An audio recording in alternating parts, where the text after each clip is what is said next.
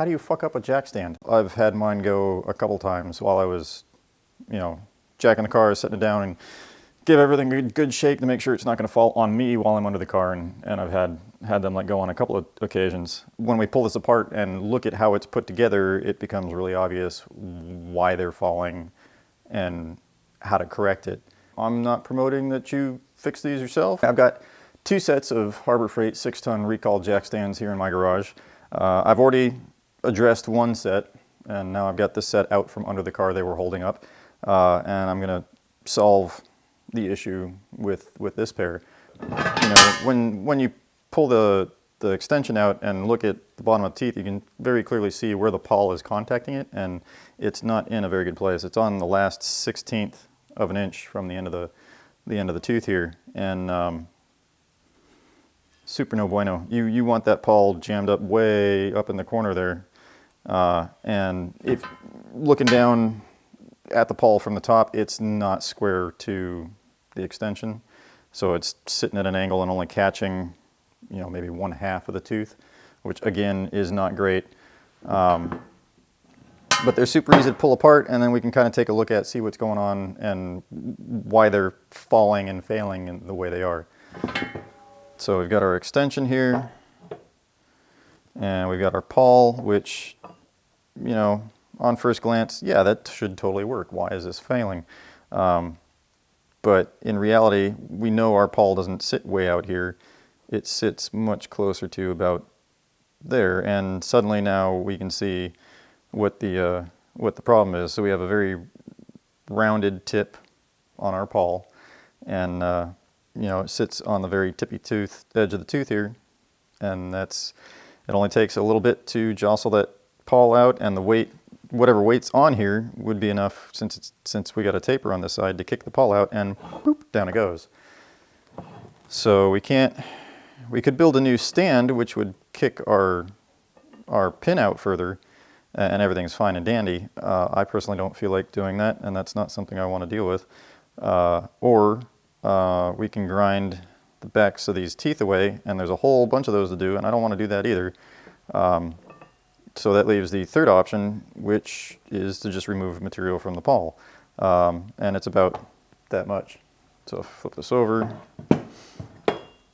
Right, if I remove about that much material, it should let the pawl sit way up in the tooth here and still be roughly, where it needs to be.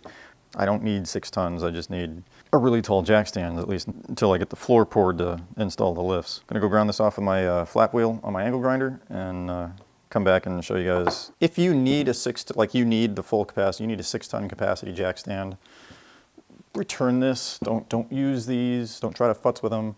Just replace them, exchange them.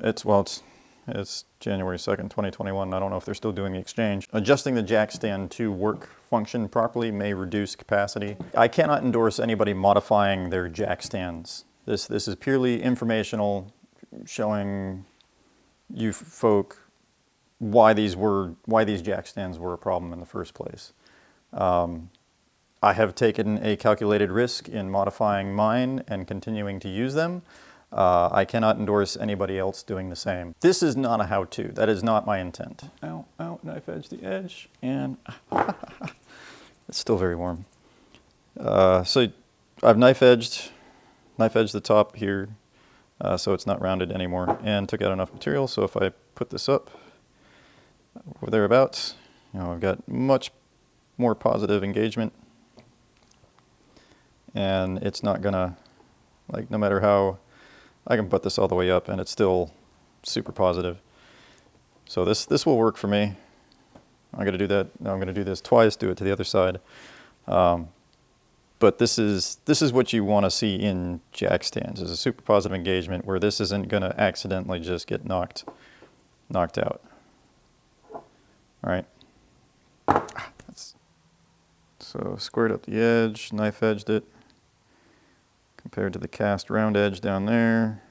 Right, you can kind of see a little bit, see that point right there. A little witness mark. And then removing material on that side. Again, this is just just providing an explanation for those who are curious beyond, oh, they fail. It's like, well, why do they fail? How are they failing? This is purely informational.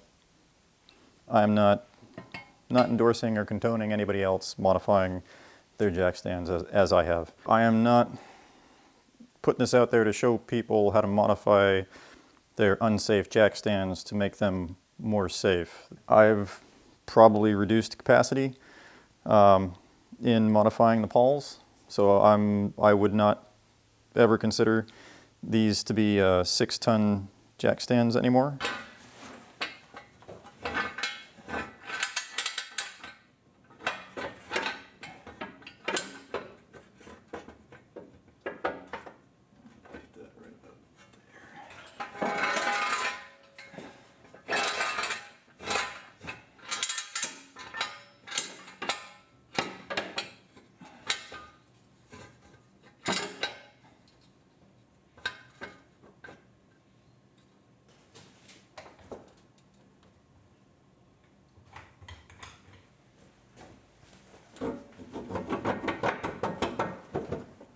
How about a thumbs up if you enjoy working on your cars and staying safe?